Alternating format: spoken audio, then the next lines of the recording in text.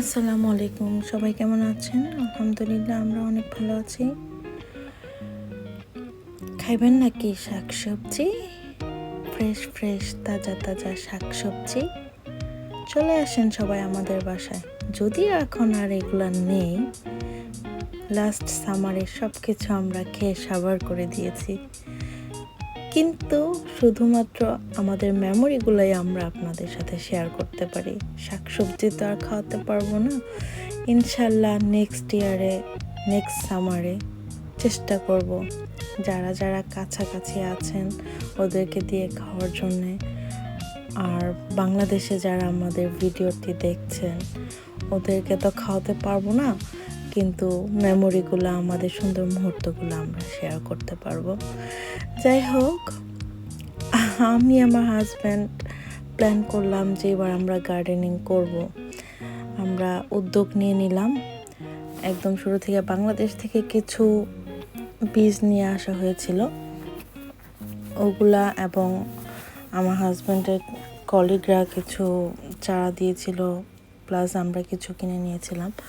ওগুলা দিয়ে আমরা আল্লাহর নাম নিয়ে বিসমিল্লাহ বলে শুরু করে দিলাম। দেখেন কত সুন্দর সুন্দর শাক সবজি হয়েছে, মানে বলে বোঝাতে পারবো না এই মুহূর্তটা যে কত আনন্দের।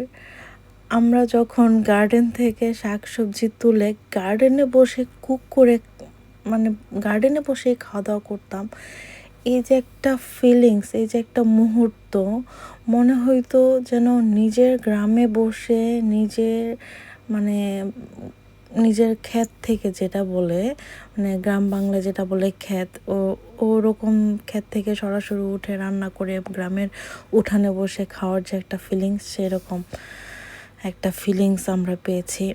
যাই হোক, আলহামদুলিল্লাহ লাস্ট সামারটা খুবই ভালো ছিল, কারণ আমাদের গার্ডেনের এমন কিছু নাই।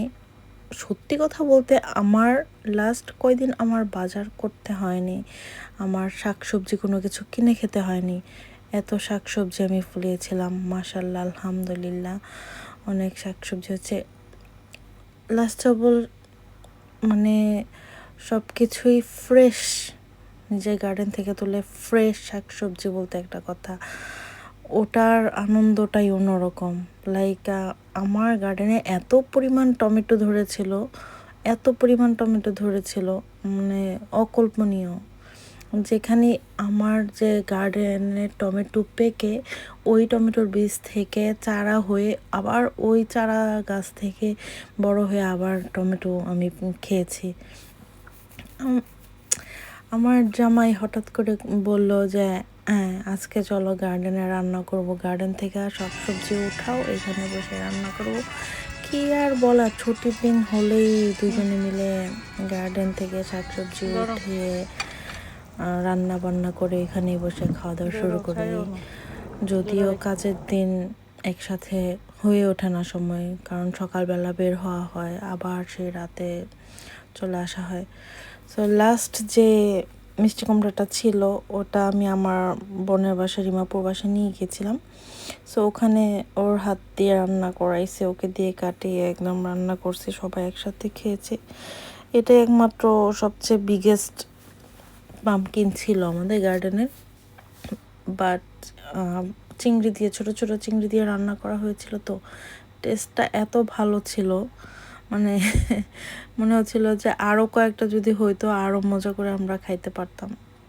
লাস্ট অফ অল আমার সামারের এক্সপিরিয়েন্স বেস্ট ছিল, যদিও বাংলাদেশে কখনো করিনি। সো আমাদের জন্য দোয়া করবেন।